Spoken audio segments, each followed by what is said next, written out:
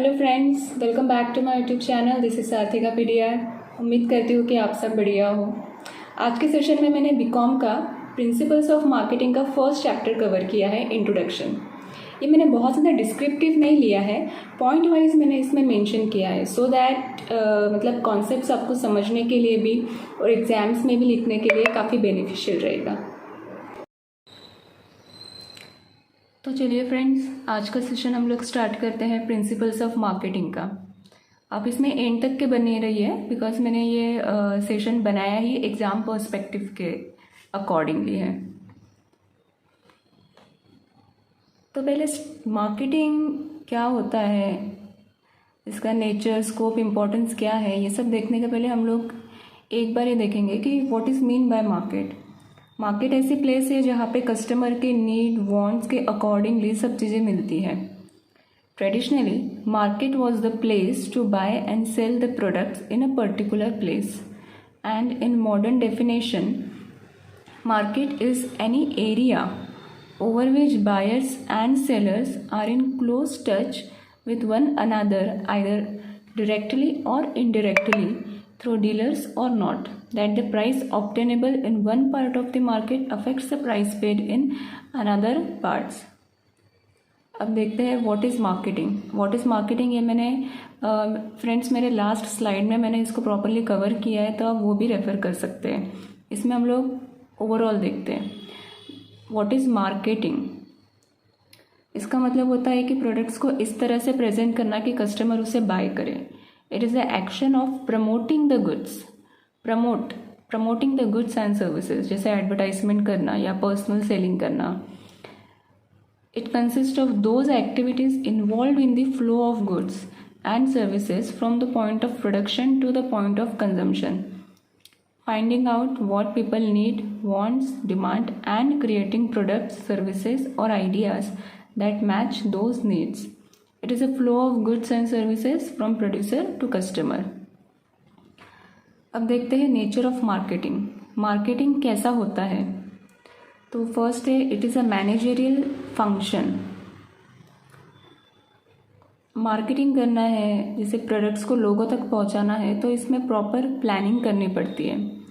For example से अगर किसी को क्लोथ्स की शॉप ओपन करनी है, तो इसके लिए स्टार्टिंग में एरिया सिलेक्ट करना होता है, उसके लिए प्रॉपर एनालाइज करना पड़ेगा। उसके बाद में एक इंफ्रास्ट्रक्चर चाहिए है, उसके लिए प्लानिंग करनी पड़ती है। फिर वो होने के बाद में प्रॉपरली सेटअप करना होगा, इम्प्लीमेंट करना है, और जब एक बार वो बिजनेस रन हो गया है तो उसको प्रॉपर मेंटेन करना पड़ता है, कंट्रोल करना पड़ता है। इसीलिए कहा गया है it is a managerial function. As a managerial function it includes analyse, planning, implementation and control of marketing activities. It is a system of interacting business activity.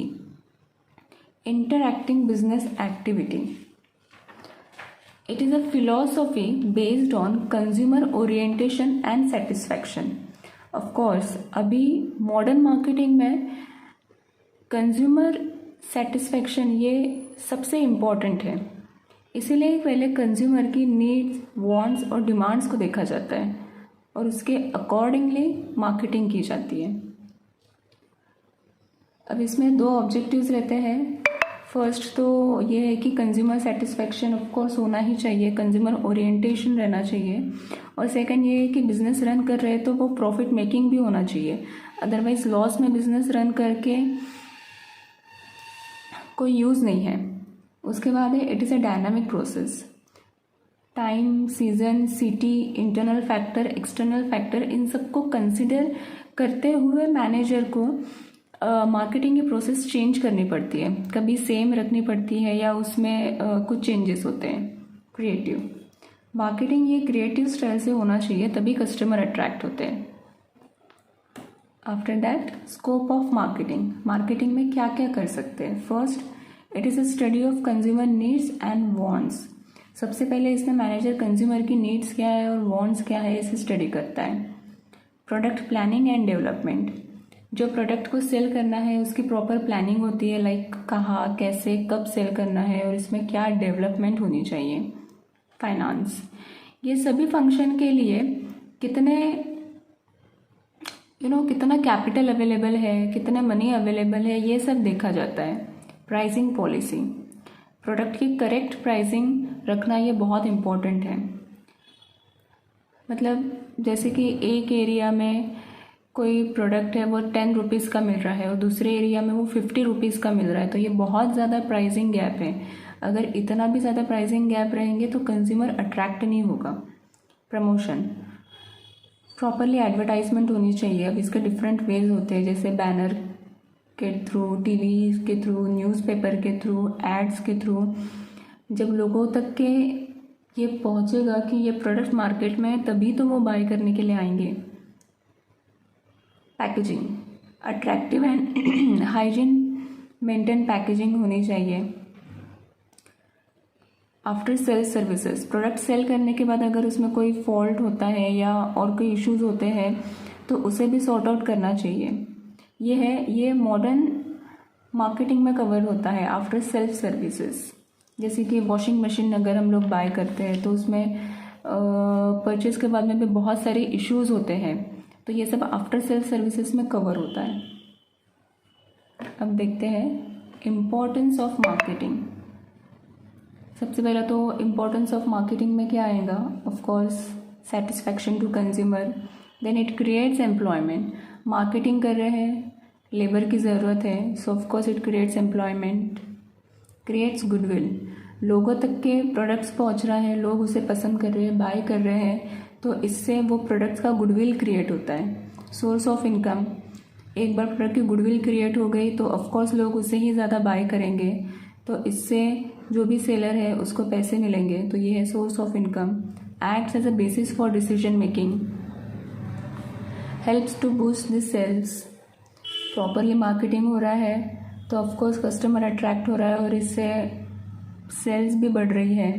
It provides product quality also.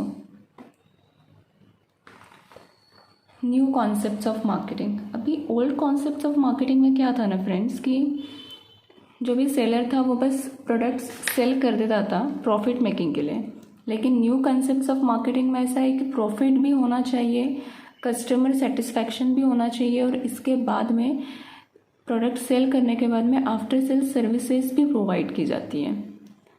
Slide read करते हैं। Discovery of customer needs, उसके according production होगा of goods and services. अब proper production है तो of course demand बढ़ेगी, sales होगा, sales के बाद में आफ्टर सेल सर्विसेज भी रहेंगी, और इन सब के through profit through customer satisfaction. इसके बाद में देखते हैं मार्केटिंग एनवायरनमेंट। जब भी प्रोडक्ट्स को मार्केट में लाया जाता है तब इंटरनल और एक्सटर्नल फैक्टर को कंसिडर करके नेक्स्ट स्टेप लिया जाता है।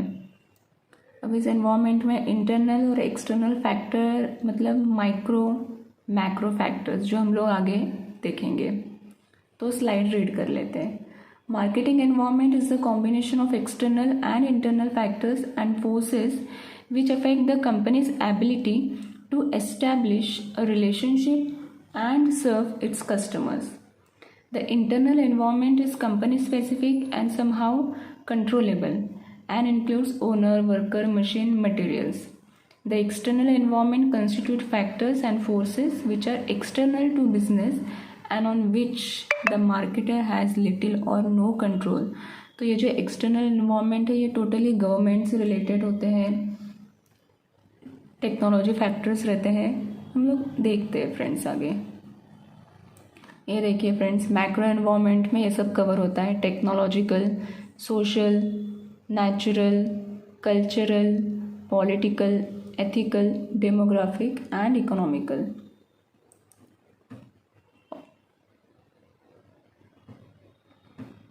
और micro environment refers to the factor close to the company that affect its ability to serve its customer.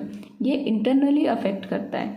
Micro में आता है marketing intermediaries, suppliers, customer markets, publics and competitors.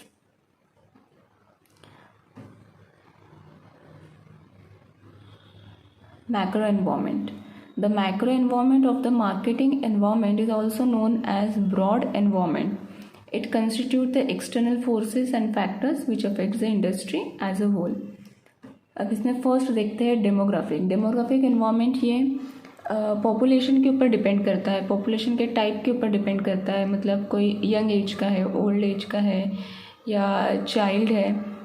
The demographic environment is the made of people who constitute market. It is characterised as the factual investigation and segregation of the population according to their size, density, location, age, gender, race, and occupation.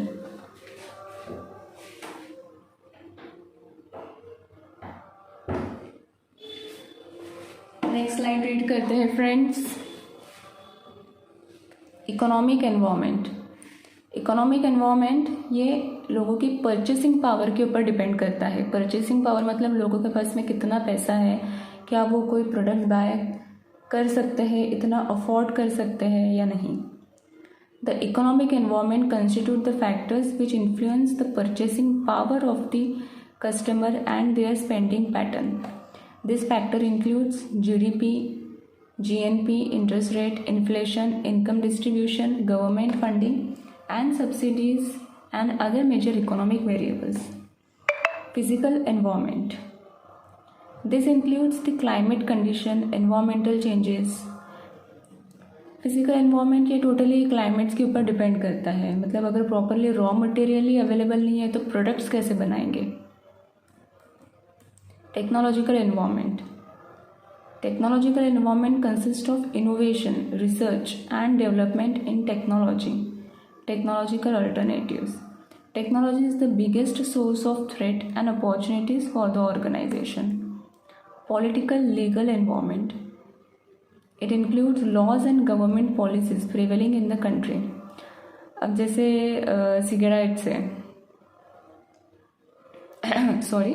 जैसे cigarettes है,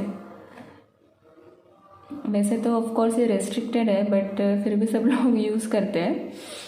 तो अगर ऐसा हुआ next day इसका production बंद हो गया, गवर्नमेंट ने कुछ ऐसे लॉज पास कर दिए कि ये अलाउ ही नहीं है इंडिया में, तो ऑफ कोर्स इसका बिजनेस पूरी तरह से अफेक्ट हो जाएगा। It also includes the other pressure groups and agencies which influences or limit the working of industry or the business in the society. Social cultural environment. The social cultural environment aspects of the macro environment is made of the lifestyle, values, cultural prejudice and belief of the people. ये totally depend करता है कि लोगों की lifestyle कैसी है, वो किस चीज़ को ज़्यादा वैल्यूज़ करते हैं, उनका कल्चर कैसा है। कोई बहुत ज़्यादा ट्रेडिशनल कल्चर को फॉलो करता है, कोई मॉडर्न कल्चर को फॉलो करता है।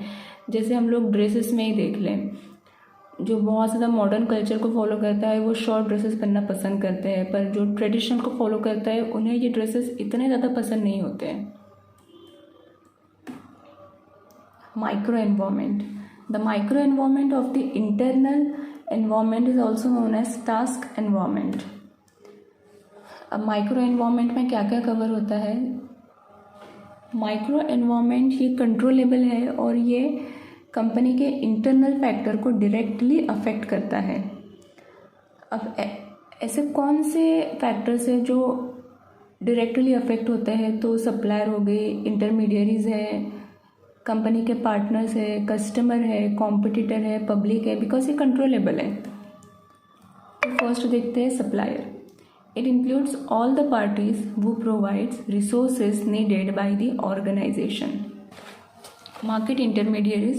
It includes the parties involved in the distributing product or services of the organization. Partners.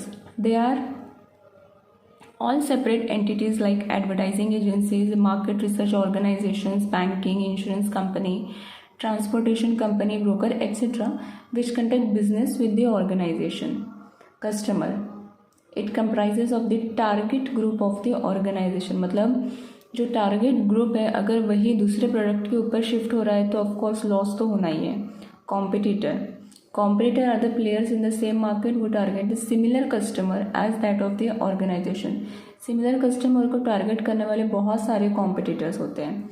Public is made up of any other group that has an actual or potential interest or affect the company's ability to serve its customer. अब आता है marketing management. कोई भी product sale करने में जो marketing activities रहती है उसे प्रॉपरली मैनेज करने को ही कहा गया है marketing management. Marketing management is the organizational discipline which focuses on the practical application of marketing orientation technique and method to achieve its objectives।